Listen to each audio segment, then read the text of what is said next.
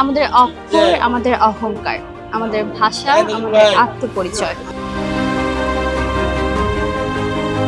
রক্ত দিয়ে পেয়েছি যে ভাষা, সেই ভাষার জন্যই আজ বইয়ের উৎসব অমর একুশে বইমেলা। শুধু ফুলের গন্ধে নয়, বইয়ের গন্ধে মাতোয়ারা ফেব্রুয়ারি।